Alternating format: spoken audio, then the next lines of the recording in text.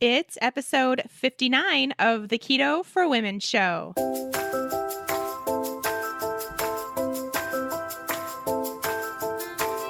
You're listening to the Keto for Women show, and I'm your host and nutritionist, Shawn Miner. This show is designed to empower women to find their own expression of the keto diet to maximize their health and happiness. Now let's get started with today's episode.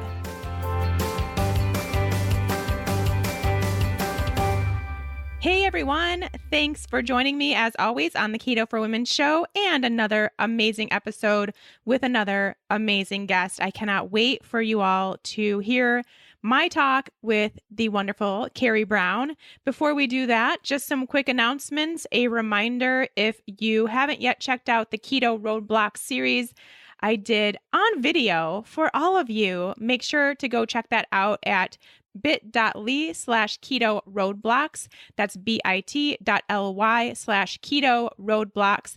That will be for all of you who are doing keto, producing ketones, living the life, but still may not be experiencing all of the benefits you thought would come with that. If you want to learn more about the other things that could be going on, keeping you from feeling as good as you can on keto, then that is where you want to go. And you actually get to see my face and the large amount of hand gestures I do when I talk, because it will be a video and not just an audio. Also want to remind you to make sure to grab your $20 off plus some free bacon when you order ButcherBox right now. So that's butcherbox.com/KFW, which stands for Keto for Women. You go there, you get your large quantity of amazing grass-fed, grass-finished, pasture-raised meat delivered right to your door. Grab that and you get $20 off. Plus, you'll get free bacon in that box. So make sure to go ahead and check that out. It is the best investment you will make. And even Carrie and I talked about today the problem with toxicity in our society today. And, one of the biggest places we get our toxins from is obviously our food supply, but specifically our meat supply, especially if you are eating meat that has been from a CAFO lot or just mass-produced meat, which is the typical nowadays. If you're doing that, it is just full of toxins and chemicals and things that our bodies do not like and they do not want around and can even cause some additional health issues, which we'll talk about today. So instead of that, go to butcherbox.com/KFW and get some toxin-free, amazing, good quality, health-promoting meat, and you get free bacon, $20 off. And lastly, just a reminder, if you are waiting to get started on the Fat Burning Female Project, there is the option to do the Fat Burning Female self-study and get started on that. If you are part of the self-study, you can always upgrade to the project when the next chance comes around, which will be in September, early September, the first week. Be on the lookout for that. So your choice, you can either wait until that time and get started with the group, or you can join the self-study option now and make that choice when it comes around to enrollment if you'd like to do that upgrade and become part of the group then, but you may have a little bit of a head start or at least just get some information to prepare you. Both of those options are available at bit.ly/FBF project. Or on my website, we will have all of that linked into the show notes here so you can quickly and easily find that. All right, I just busted through those really quickly because I want to get right to my interview today with Carrie Brown. She is a lady that is just super passionate, about the same amount of passion as I have, I would say, if not more, for keto and just all the health benefits of keto. She has an incredible story of her own and dealing with mental health issues and turning it around and really making a huge change of life that came in part to a ketogenic diet. So Carrie Brown is a food and lifestyle blogger, cookbook author, podcast co-host, recipe developer, and photographer, working excitedly and tirelessly to spread the word about the amazing benefits of and help people live a ketogenic lifestyle. She has 5 published cookbooks that will make eating healthy and losing weight the most delicious and simple thing you ever do. Without further ado, let's chat with Carrie Brown. Carrie, thank you so much for coming on Keto for Women today. Hi, Sean. I'm very grateful to have the opportunity. I'm so grateful for you to be on the show so that you can share this amazing story that you have. And I know this story because I watched your talk at KetoCon a few weeks ago, or I guess it's been almost a few months ago now. And I just loved what you had to share. I loved your story. And I talked about KetoCon on a past episode of Keto for Women and really just shared how much it is just motivational and so inspiring to hear real people's stories on how keto basically saved their lives. And that's what I thought was like the predominant thing that happened at KetoCon. You know, all of these just amazing stories of how keto has done some remarkable things for people. And you are one of them. And so I really wanted to get you on the show to share that with everyone else. And I know this is what you want to do. Just start spreading the word to as many people as possible. Yeah, I have become extremely passionate about talking out loud about mental health and the hope that people can start to have about not having to live with it at all, or maybe not having to live with it with such an intensity as they currently do. Absolutely. Yeah. So let's get started. Let's share a little bit about you and your journey. So tell everyone who you are and how you got started with all of this. So my name is Carrie Brown. I have been depressed my entire life. When I was young, I didn't recognize that it was depression because that was my normal. It had always been that way. So I grew up with this debilitating depression. And I'll go back to the bit in the middle where I unraveled that.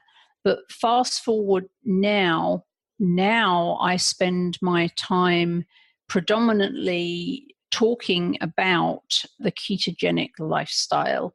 I develop keto recipes to help people stay on the ketogenic path, because for most people, if food is not delicious, and for a lot of people, if it's not simple and easy, they're simply not going to be able to stay on it.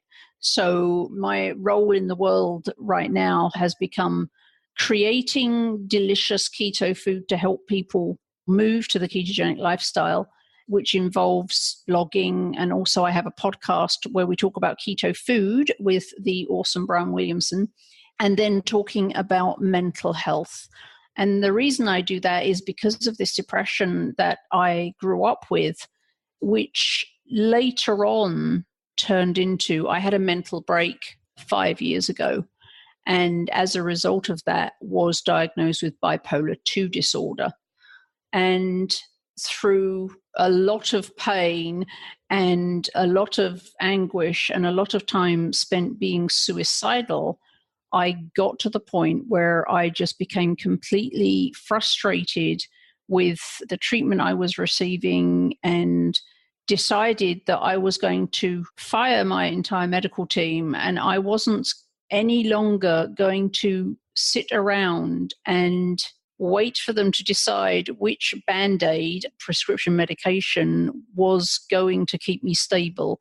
I decided that I was going to try and be my own detective and figure out why I was bipolar. In my unmedically trained mind, it felt like nobody was doing any critical thinking. Nobody was asking why I was bipolar. They were just saying, you are bipolar and we're going to find a medication that will keep you stable. And that was not what I wanted. What I wanted was to figure out why I had become bipolar. And I figured that if I could work out why, then maybe I could do something to stop the symptoms coming rather than putting Band-Aids on the symptoms after the fact, if that made sense. Mm-hmm. Yeah, absolutely. I think that's what we all, at least most of us listening to the show are trying to do too, is we're sick of the band-aids and we want actual answers and we want to feel empowered with our health and start looking for the whys that no one's giving us in the traditional medicine world. And instead just medication after medication that may or may not work. It gets to this point where that's just not enough, I think, for a lot of us. Right. And I actually, after I had my mental break, as a condition of not being committed at the hospital, I was required to go and see a psychiatrist and be evaluated and diagnosed. So when they came back with the diagnosis of bipolar 2 disorder, I kind of got on this merry-go-round of psychiatrists and doctors and medications, and they put me on one which basically turned me into a zombie for 2 weeks. And, you know, as a single girl with no one else paying the mortgage, that kind of didn't work. So then they put me on something else and that didn't work. And then they put me on something else. And I just felt like the donkey in the pin the tail on the donkey game. And, you know, I think that the tail was like drug number 5. It actually didn't really fix my depression, but it kept me stable enough that I was no longer suicidal, at least for the first 9 months. But after 9 months, I became suicidal again. And I actually remained that way for 8 months straight. Wow. It was an incredibly horrible experience. And it was about 6 months into that I just said, this is ridiculous. It got to the point where I'm a very deep thinker. I love to think about things and I love to work things out. And I would go to my, you know, mandated psychiatrist appointment every week, for which I was paying $300 a week for half an hour. And I would go and I'd say to my psychiatrist, hey, I've been thinking about this. You know, what do you think about that? And he'd go, that's a really good idea. Let's do that. And then I'd go back in the next week and I'd say, hey, I was reading this article about that. And like, that kind of sounds a bit like me. What do you think about this? And he'd go, that's a great idea. Let's try that. And after a while of this, I was just like, this is crazy. I'm spending $1,200 a month to have an expert agree with my layperson analysis of what might be going on with me. That's just mad. So that was the point at which I fired everybody, and literally everybody that was helping me, or everyone that I was connected to medically, I just fired them all. And I decided, I mean, where do you start being your own detective? I decided to start with DNA, because I figured that there's no variables. Your genetics are your genetics. If food was the problem, or if there was a chemical, or if it was environmental, or if it was behavioral, because I grew up with a manic depressive father, those are all variables. So I decided I'd start with genetics. And so I sent off for my DNA. I spat in a tube and sent it off and got my DNA report back. And around the same time, I bumped into a doctor on Twitter, and we struck up a conversation. And I said, do you know anything about DNA? Because I've got this DNA report, but it's kind of gobbledygook and I don't, you know, what am I looking for and how do I? And he said, I'm not an expert, but I can see if I can help you. And what are you looking for? And so when I told him that I was bipolar, he said, you know, I think I can help you with that.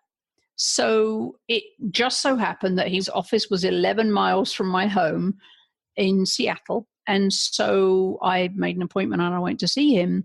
And he said to me, the medication that I was on at that point was an anti-seizure medication. That's what they were giving me for my bipolar that was keeping me relatively stable. And his reasoning was that the ketogenic diet was developed initially to help children with seizures. And since I was on an anti-seizure medication and that was helping me, it made sense to him that maybe if I went on that same ketogenic diet, that might help me as well. So that was his reasoning. And so he put me on a ketogenic diet. And I did that, but I should say it was therapeutic keto. It wasn't, you know, just nutritional ketosis. We were trying to get me, literally, we were trying to get my brain bathing in fats and ketones. So I was really trying to get the ketones in me. Mm-hmm. At the same time as that happened, I also had, because then I started getting other tests. I had a slew of blood tests taken. I did the ALCAT testing, which is food sensitivities and chemical sensitivities. And there was another test, Genova. I did blood tests for all the things. And I took that plus the DNA and found a naturopath. So my new doctor put me on a high ketogenic diet. And then 6 weeks later, I took all this massive data to a naturopath. And that's when we discovered, by looking at all of this data, what was actually causing my bipolar. So it turned out that I have a genetic mutation called MTHFR. And one of the things that MTHFR means is that I am not able to methylate. And methylation is incredibly important in the human body. One of the things that it impacts is B vitamins. So I had never been able to methylate my B vitamins into a usable form. For regular people without this mutation, when you eat B vitamins, your body automatically methylates them into a usable form. I can't do that. So I had, and this was corroborated in all the blood tests I had, that I had none. I had this severe deficiency in B vitamins, and I'd had that my whole life because I didn't realize that I was eating stuff in B vitamins inside me, but I was getting no benefit from them. Mm-hmm. So that was one thing we found. We also found that I have a genetic intolerance to gluten. I'm not celiac, but I do have an intolerance to gluten. And my naturopath explained to me that the 7 different ways that gluten can show up, only one of them is celiac. Mm-hmm. And so the gluten had been attacking my body in other ways that I wasn't aware of. We also found that because of the MTHFR, I have a reduced ability to detox. So while most people's livers do a great job of filtering out all the toxins and getting rid of them just as part of what a liver does, mine has a very reduced ability to do that. So chemicals and household cleaners and environmental toxins and toxic food and, all the chemicals in food, all of that builds up in my body, and I'm not able to clear that out very well. So, and the last thing we found pertinent to my brain was that the serotonin and dopamine receptors were broken in about 40 different places on my DNA. Wow. Serotonin and dopamine are responsible for his mood balance. So if you add all those things up, it was bound to happen that at the perfect storm, right? At some point, my brain was going to go sideways somehow. It was going to it could have gone any way, any of the numerous ways of mental health issues. And I actually kind of feel lucky that it was bipolar 2. I think there's people who have bipolar 1, I think, have a harder time of it. And that there's other mental health issues that I think are even more difficult to live with and manage than my bipolar 2. So I think I got off lightly given my genetic flaws. Just as a side note, what's the difference between bipolar 1 and bipolar 2?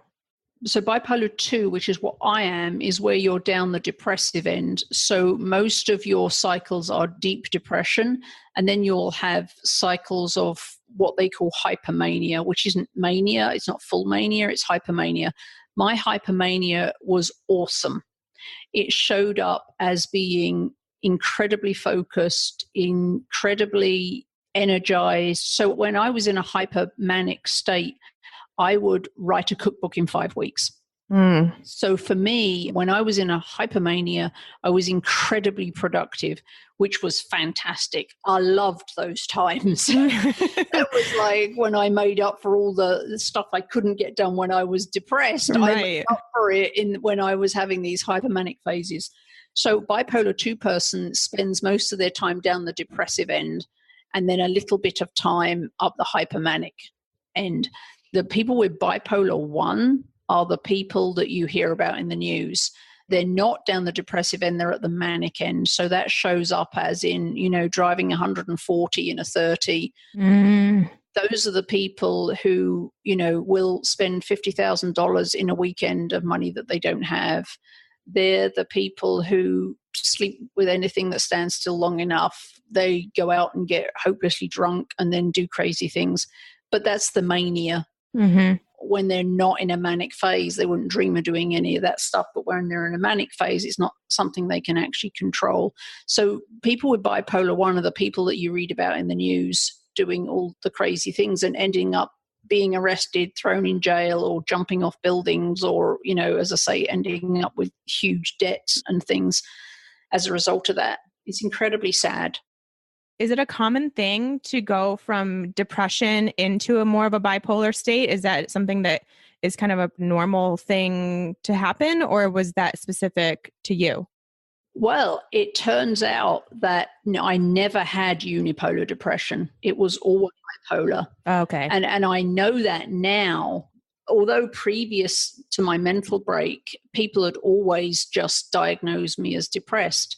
The reason I say I know that I was misdiagnosed in the early years was because if you give people with bipolar regular antidepressants, it never ends well. And so that explained why, before my break, every time the depression got so bad that I went to see a doctor and was put on antidepressants, it was a nightmare. One antidepressant made me violent. I started throwing furniture. I was assaulting people, and it wasn't me. I'm not a violent person. Mm-hmm. One of them made me suicidal. One of them gave me 24/7 panic attacks. And so eventually we just took me off all antidepressants, but nobody figured out that the reason that was happening was because I was actually bipolar. And that's what happens when you put a bipolar person on unipolar antidepressants. So interesting.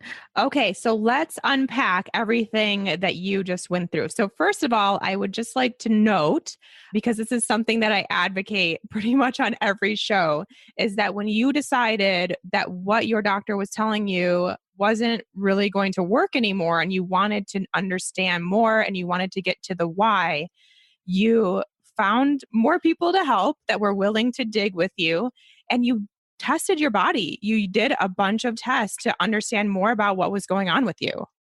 Yep. And I did all the weird tests. And I have friends who are doctors.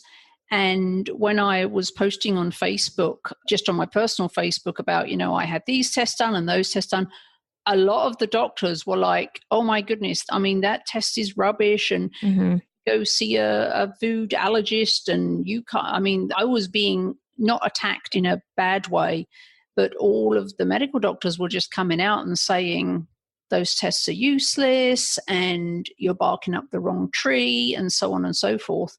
And, not because they didn't want to help me, they did. But I think that the way the medical profession is generally is that they're being taught the wrong things. Mm-hmm. Yeah, exactly. That's all it is. And they don't know enough about these other tests because it's not being taught in medical school. So it's not the doctor's fault. It's just that they don't know. Right. And so you have to go to someone that does. And luckily there are more and more people coming out every day that do, thank goodness. One of which it sounds like, I don't know if it's a medical doctor or what, but the person that recommended keto for you. He's a medical doctor. Actually, you probably know him. It was Ted Naiman. Yeah. Oh my gosh, that's so cool. Yeah. Wow, that's great. So let's talk about that first. So switching to keto and like a very high ketone production keto, what does that look like, or what did that look like for you? It was pretty much carnivore. Mm-hmm. Okay. With some extra added fats. It was like 0 carb as I could get it. Masses of fatty meat. Were you coming from like a standard American diet? No, I've always been, and it's interesting that even when I was growing up, it was like I knew something was wrong because I've always had this massive interest in nutrition, and I've always been down the healthier end. I've always looked for the healthier versions. I've always been a big, fruit and veggie eater, making everything from scratch. I've never really done fast food, junk food, or any of that. And now I know what I know about my body. I'm so thankful because if I'd eaten the standard American diet with the genetic issues that I have, it's quite possible that I wouldn't be here. Right. Yeah, absolutely. So thank goodness. Because if I'd put any more chemicals and crap in my body, it just may not have literally been able to cope with that. So immediately before keto, I had been low carb for, I want to say 3 years. And that had helped with some other physical ailments, but it hadn't done anything for my brain. And there's a whole bunch of other things that have resolved since I went keto and started investigating my genetic makeup. There's been a whole bunch of things that have resolved. Well, we have to talk about that now. This is the Keto for Women show. We have to know. So I am interested, though, to hear about the transformation or what you were able to notice when you got to that point of producing those large amount of ketones. So I was on keto, but there was another complication. I was super keto for 6 weeks. And then I took all of these test results to the naturopath. We looked at my DNA. We found out all the things I mentioned. Mm-hmm. But the blood tests also showed a bunch of other stuff. I had a massive E. coli infection in my gut, which we figure I'd had for about 8 months and didn't know it. So I had a chronic case of leaky gut because of that infection. The food sensitivity tests were ridiculous. When we took out everything that I was sensitive to and we took out everything that was not keto, I was left with 9 things. Wow. And so for 3 months, I ate 9 things. And I also had to rotate them because often when you get, I'm probably teaching you to suck eggs here, but if you eat something constantly, that is often how you set up a sensitivity to it. Right. Particularly people like me who are highly sensitive anyway, and I already had leaky gut. So I had 9 things I could eat and I had to rotate them. Oh my gosh. As well. So I had this spreadsheet where I rotated 3 things that I ate at first meal, 3 things that I rotated second meal, and 3 things that I rotated third meal. And I literally just had my spreadsheet and I'd open it up every day and see what I was going to eat. And I mean, it was super simple. My entire food prep took me like about 4 minutes a day for all 3 meals. So from that regard, it wasn't bad. And people ask me, how did you do that? And I'm like, I was so ill and I wanted to get better so badly that I was like, this is what I have to do. I was so sick of being sick and so sick of feeling ill and so sick of my brain trying to kill me that I was just like, I'll do what I have to do. Yeah, it was worth it. I mean, I'm sure you wouldn't take it back, right? It got you absolutely not feeling so much better so quickly. So definitely, I think a lot of people get to that point where it's literally like rock bottom, with your health. Right. And it's like, whatever it takes is what is going to happen right now because I can see the light at the end of the tunnel. I just have to get through this. Right. There was a bunch of other stuff going on as well with the food intolerances, and there was other vitamin deficiencies, and then there was some kind of chemical stuff. Don't hang your hat on this because I can't remember exactly, but it was something to do with the level of some petrochemical thing in my blood was like super high. And so there was a bunch of stuff going on, but we carried on with the keto diet. We took out everything I was sensitive to. We started a leaky gut protocol. We used natural things to kill off the E. coli. And also we started me on the methylated B vitamins, which are critical for someone with MTFHR who can't methylate for themselves. 6 weeks later, so I'd been on keto for 12 weeks. I'd been on the other protocols for 6 weeks. And Ted Naiman said, you can come off your lamotrigine. And I was terrified because I had run out of lamotrigine once before and it had taken me about 36 hours to become suicidal. So I was like, that's terrifying for me. And so he said, oh, you can go cold turkey, but if you're not comfortable with that, then take it down. So we cut it in half and nothing happened. And then we cut it in half again and nothing happened. And we cut it in half again. And then I just came off it. And that was October 2015. So it'll be 3 years in October. And I have been completely unmedicated for anything, including bipolar. I've been completely prescription free for over 2.5 years, and I've had no symptoms of bipolar since then. Wow. That is just absolutely fascinating. And you were on some sort of prescription medication, it sounds like, most of your life. No, I went in phases. I would get so depressed that I'd go to the doctor. They'd put me on an antidepressant. I'd turn into a crazy person. We'd take me off it, So I kind of bounced around in there.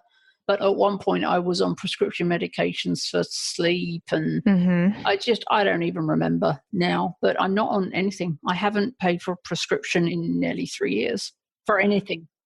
Oh, that's so awesome. I love it so much. So can you explain a little bit about what it is about the high ketone production and the ability for you to basically heal your brain? I mean, of course, there was so much other stuff going on, which we'll kind of talk about more of the MTHFR and that kind of thing, but specifically talking about keto, because that is a really good place that a lot of people can start if they are having mental health issues while getting these other information about their bodies. It's a really good place to start is to attempt a ketogenic diet. Yeah, not that I'm a medical professional, but I've had since KetoCon, and I've had a mountain of people messaging me asking for help. And my advice, my non-medical personal advice is you need to get these tests done. You need to become your own detective, and you need to find a naturopath or a functional medicine doctor who they don't look for the Band-Aid to fix the symptom. They actually look at the underlying cause. And so I need to do all those things. But if you need some relief now, I mean, if you're suicidal, then my best advice is to get on as low a carb, higher fat diet as you can in the meantime, because you must hear this daily, a lot of people report that switching to keto has really, really helped their depression. So while you're doing the detective work, in my experience, you can kickstart that process by focusing on a ketogenic diet. One example, how I learned, I know for sure that sugar is like a drug. Yeah, this was after I had my mental break, but before I fired everybody and went down this path of discovery. Actually, it was the time that I ran out of lamotrigine, and I'm very good at not running out of things. And it was really odd. And I woke up on Saturday morning and I went to get my dose, and I realized that I didn't have enough to get me through till Monday. And I also realized that I had no refills left. So I was actually going to have to talk to a doctor and get a new prescription. And so I cut the pills I had in half, just kind of eke it out to get me to Monday. Nevertheless, by Monday lunchtime, I was suicidal. And I had a friend, and he and I were on instant message, and he just knew from how I was responding that I wasn't doing well. And he worked at the Gates Foundation, and I worked at Microsoft. So we had all the technology, and he pulled up a video conference and he said, "What's going on? You're not okay." And I couldn't look at him. And he said, "You're suicidal, aren't you?" And I said, "Yes." And so he told his boss, "I need to leave. I have a friend who's in crisis." And he came over. And by the time he got to my house, I was curled up in a ball in the corner, not talking. It was like I was gone. I couldn't talk to him. But he said, "I'll be right back." And he went to the store and he bought a tub of Ben & Jerry's Cherry Garcia ice cream. And he brought it home and he fed the whole tub to me. And 15 minutes later, I was like a little ray of sunshine. Oh my gosh. That sugar. Right? And no, I don't advocate, right? But in a crisis situation, you do what you have to do, right? And then figure it out afterwards. But that's how I learned how powerful sugar can be, the effect on your brain. Yes, absolutely. And do you think that because our society is pretty carb and sugar crazed, I guess those living in a standard American diet type way of eating, do you think that's why depression and anxiety and these other mental health issues are becoming more and more rampant? at least partially? I absolutely believe that our diet is a massive factor. Mm-hmm. I also think that chemicals Yes. in the home are a massive factor. But I do have a theory. And as I say, I'm not a medical person, and this is just a theory. We're just chatting. Yeah, we don't know. Nobody hang your hat on it. Right. But here's my theory. I don't think the instance of people with these genetic issues, I don't think there's any more of them. Okay. I think what's happening is that, because with genetics, you can have a gene that says, you're more likely to get whatever, but that doesn't mean you are. The genetic switch has to be flipped on. Right.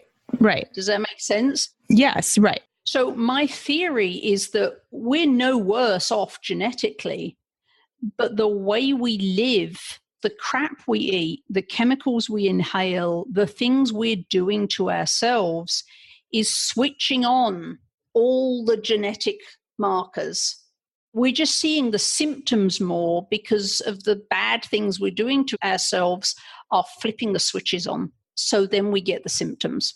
Yes, absolutely. Which is the same that goes for MTHFR, which is kind of a hot topic. I think in the past few years, I think it's really come about more in this kind of functional holistic medicine world as something to look out for. If you start to research MTHFR, the symptoms that it's implicated with is just endless. Mm-hmm. The things that are implicated. So anybody who has all those things that the Western medical doctors struggle to fix, migraines, IBS, mental health issues, psoriasis, eczema, you got any of those things, I highly recommend that you get your DNA done. And I would bet good money on the fact that you have MTHFR. For my sister, it was even infertility and miscarriages. So it was something that she had tested for that and was able to have 2 more babies after she realized that it was MTHFR related. So yeah, it is such a huge thing. Again, it is a situation too where it could be expressing or not expressing. And I think more and more people are finding out that it is expressing because of this kind of toxic, stressed world that we live in nowadays. Right. So that's my theory, is that nothing's actually changing except the genes are now expressing themselves because of the toxic chemical stress we put on ourselves that's making those genes express themselves, whereas before they didn't. Right. Yeah, absolutely. That's my theory. So yeah, and I think, so now you have 2 people that are just really just huge advocates, and I'm sure there's many more in the keto world, obviously, but this is kind of something that keeps coming up in every episode is like, you have to be your own advocate and you have to find someone that you trust working with and do these tests to continue to find what's going on. And I don't know if you agree with this, but I feel like there's a lot of women in particular who are dealing with depression. They're just on antidepressants just because someone told them to get on them. And that's it. That's kind of the end of the story. They don't continue to dig and look further and see about why that's actually happening and if they actually need to be on that medication. Right. And there's a lot of negative consequences to antidepressants too. Absolutely. But that's because the medical profession, it seems to me, that's what they're trained to do. They're trained to give you a Band-Aid for your symptoms. They're not trained to uncover the cause. Mm-hmm.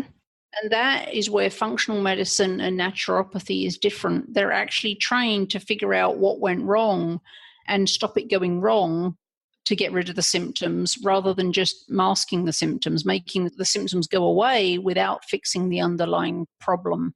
Totally. And so that for me is, and do I still have bipolar? I don't know how long I have to be without any symptoms before I no longer have bipolar. But bipolar is not a thing. It's just a symptom. And I think people are confused about that too. They think bipolar is a thing. It's just a symptom. Yes. It's like having a headache. Yep. A symptom of something deeper, just a really, really large, obvious symptom that, a lot of people think they just have to live with. And I know that's something that you mentioned before we started recording, is that you were told you just kind of have to deal with it and live with it and hope that There's no cure, and you're just going to have to suck it up, and you're going to have to find a way, and you probably will never be able to do the job you want, and you'll probably never have a successful relationship, and and all this. And I was like, I'm sorry, but this is BS. I don't accept that. Mm-hmm. I don't accept that my life is like shadow of what it could be, because my brain doesn't quite work the way. I just didn't accept that was my lot in life. Which, thank goodness, and I think, of course, more people just get everyone on that train, and we can all have the success that you did, which is so important. So you mentioned, obviously, this keto diet. You also were on a pretty solid supplement regimen, right? So with the B vitamins and helping your body detox and that kind of stuff as well. Yeah. So how did that look, and does that still look for you? One thing I want to make sure people understand is that I am in no way saying that if you have bipolar and you take methylated B vitamins and eat keto, that your bipolar will resolve. Right. Super important to note. Everybody is different, and you're an individual, and what created the perfect storm in your body is almost certainly not the perfect storm that created mine. So please don't just go out and buy methylated B vitamins and self-medicate. Really, go find somebody to help you. And even if you know your MTHFR, the dosage for methylated B vitamins varies dramatically from person to person. It also varies from season to season. If you're more stressed, you might need more or less. Mm-hmm. And the symptoms of overmethylation and undermethylation can be worse than nothing. So I can't stress enough how much get the DNA done, and then find somebody who understands it, who can help you figure out the right doses for you. And if there's something else going on that you also need to look at. So that's one thing. And now I got so passionate about that, I've forgotten what your original question was. So other type of lifestyle things that you had to implement back then and still do, just to kind of keep this all under control. Okay, so the other thing I wanted to say was, and I will answer your question, but the other thing that I wanted to say was the process of healing is hard. And in my talk, which is available up on my YouTube channel, if anyone wants to see it, I talk there at the end about being willing to go through the pain of healing. And that might sound a bit odd, but if you're in the kind of situation where I was, where I had this massive E. coli infection, and I also have the inability to detox, and, I had years of toxic nonsense inside me, detoxing was painful. Mm-hmm. It was, and I don't know if you've ever been through this, Sean, but the detox process is hard. It's hard work. And I felt worse for a while. Once we'd got me off all the medications, which of course were just being toxic to me as well. But once I'd got off all the medications, then we really started the detox process, and it was hard. And I'm not trying to put you off. I'm just saying, don't think that, life's magically going to be wonderful. Healing can be painful, especially if you're getting rid of years of toxic buildup. But go through the pain. It does end. So things that I did, which I found incredibly useful, the methylated B vitamins are an absolute must for me. And it's something that I'll have to take forever because I don't have the ability to methylate. So I have to take B vitamins that are pre-methylated. The dose varies. You get to know when you need more and when you need less, because you get to spot what it feels like to be over or under methylated.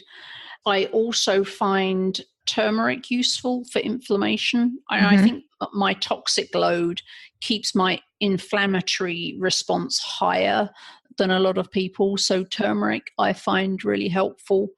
I have to be super on point with electrolytes. And I know that a lot of keto people do. Electrolytes are hugely important, but my mood can vary dramatically if I have not taken enough electrolytes. So I take potassium supplements, I take magnesium supplements, and obviously sodium as well. Mm-hmm. Two of the things that I found incredibly useful which I need to do more, but I got out the habit since I moved, is magnesium flake baths. So they're like Epsom salt baths, but on steroids. Magnesium flakes have a much more detox effect than even Epsom salts. So magnesium flake baths are incredibly good for helping the body rid itself of toxins. Also, if you're having trouble sleeping because of all the changes that are going on, magnesium flake baths, you'll sleep like a baby.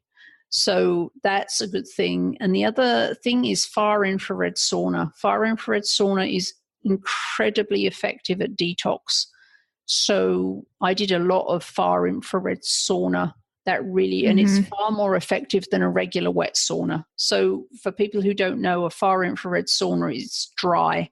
There's no water involved. It doesn't get wet. It's actually an interesting experience. The air in the sauna doesn't get hot. You do, but the air doesn't. It's quite odd. But and the other great thing about far infrared sauna is that you can take electronics in there. You can work. So it doesn't have to be, one more thing to do. I worked from my sauna. So that was incredibly helpful. Although you do have to be careful that you don't go too fast with detoxing, because that can be really painful. Yeah, if you have a toxic load and then all of a sudden you're doing all the toxic things, it's not going to be pretty. So definitely something to take in stages. That was me. My naturopath was like, you need to slow down. I'm like, I know, I just want to get it done. Yeah, it's like you want to get it over with. But yeah, I spent almost 2 years detoxing from mold exposure. So I own a sauna. I do the baths. I've done all of it. Everything that you were saying, I'm like, yep, did all of that. So, but it's true. You do have to take it slow, and it is a process. It is a journey, but it really does. And even people, like for instance, even mental illness, you wouldn't first go, okay, I must have some sort of toxin buildup and that's going to help. There doesn't seem to be that much of a correlation between toxic load and how it's expressing in your body. But, if you have really any health issue that is making you feel off, more than likely there's to some degree a toxic buildup situation going on in your body, because it's something that's so rampant because of how we live today. And even just our food sources, which I'm sure you took a lot more care in how you were getting your foods, although you were already eating well, but even making more effort to get organic and even, maybe raising your stuff at home and that kind of stuff. Yeah, I do. And I don't want everyone to drive themselves crazy with, wearing tinfoil hats and, oh my God, you can't do that. But for people with MTHFR who can't detox, it makes life so much easier to not let the toxins in there in the first place and have to clear them out afterwards. So, things like I have no plastic in my home. I am Pyrex. I got more Pyrex. I could open my own Pyrex store.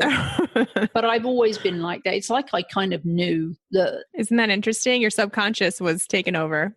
Yeah, so everything, all my storage is glass, like those little things. I never drink out of, the plastic hot cups or like none of those things. I just don't do, because I can't clear it. So it's easier, once you get your head around it, it's easier to not let the toxins get in there than to try and clear them out afterwards. Of course, yes, definitely. Before we wrap up this episode, I want to chat about FabFitFun, this episode's sponsor.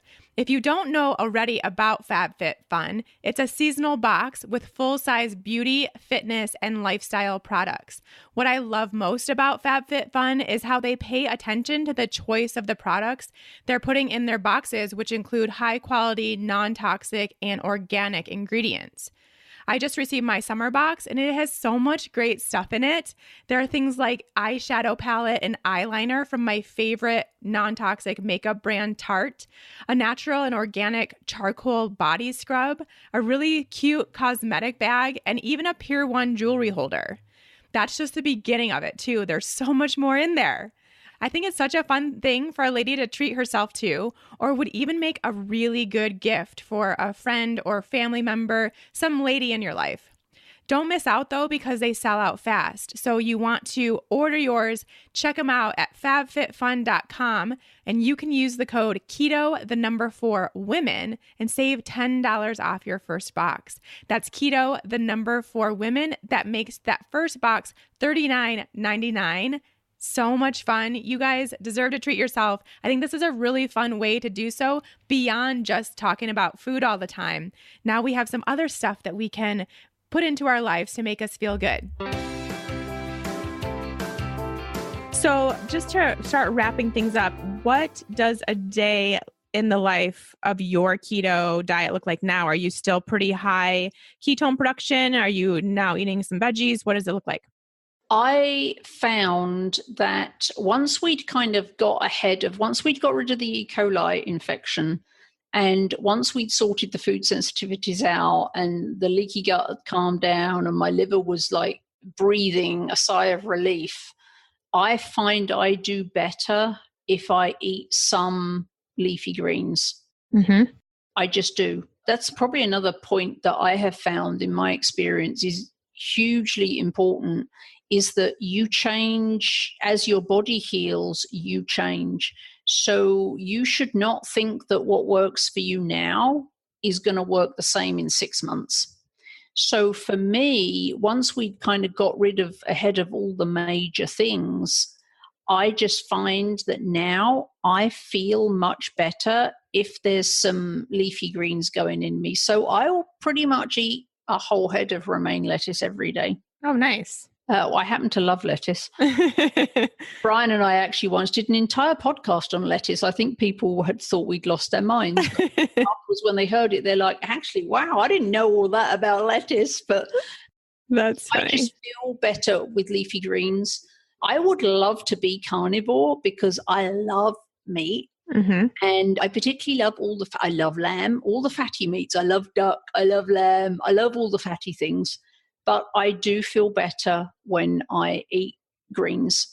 I love veggies. Of course, I stay away from all the starchy ones because they're not going to help my brain. But I do strive to eat green leafy things or, cauliflower, things like that every day.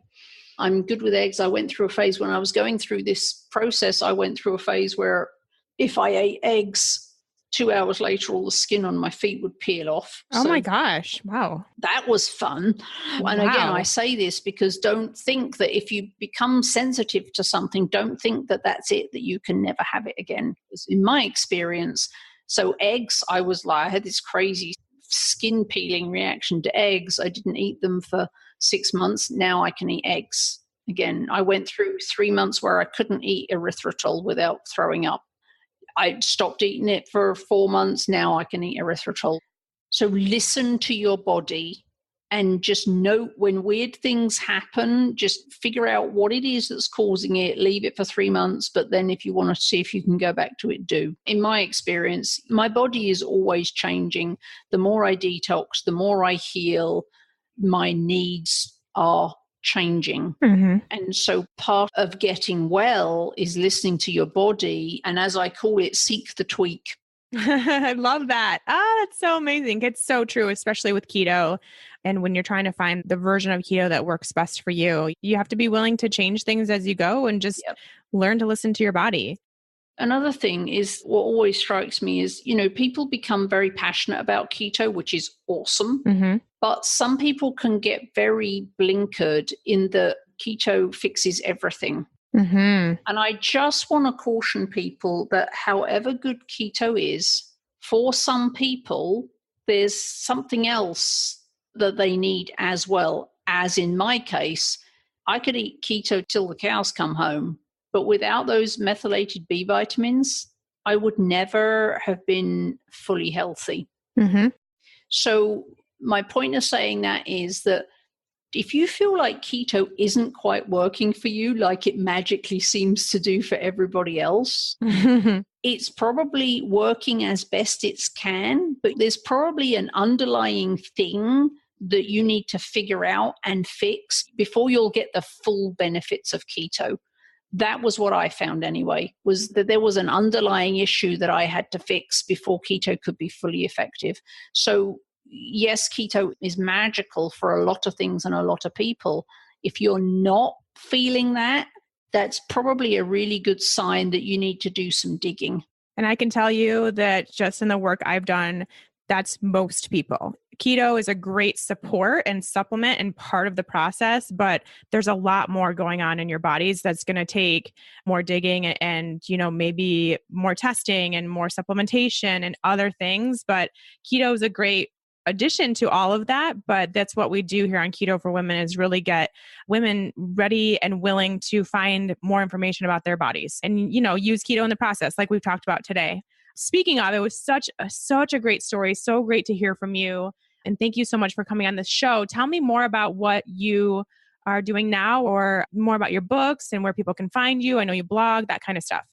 So with social media now, there's 5 billion ways you can find me. You're everywhere. I have just started a YouTube channel because It seems to be that's people's preferred medium for getting information. And people have been badgering me forever to do cooking videos because a lot of them are visual learners and they just want to see someone doing it.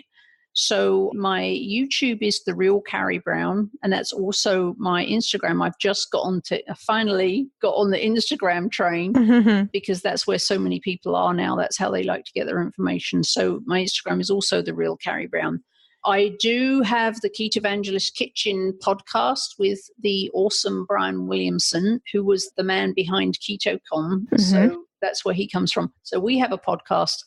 We don't talk about keto and health issues or the science or any of that.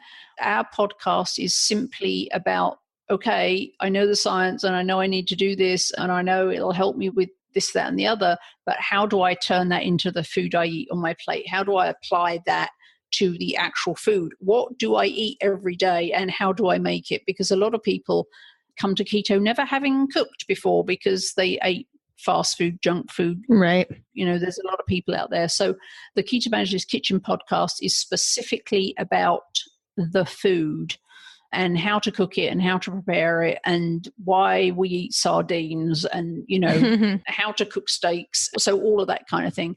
We have a website, the Keto Evangelist Kitchen, to go with that, where I blog recipes. And then I have 5 cookbooks, keto cookbooks out right now, and also a quick start 28-day keto guide, which I co-wrote with Brian and a lady named Rekha J, which is the theory and the science of keto and the what to do and what not to do. And then at the back, there's 2 28-day meal plans with all the recipes. So those are the 6 publications I have out right now.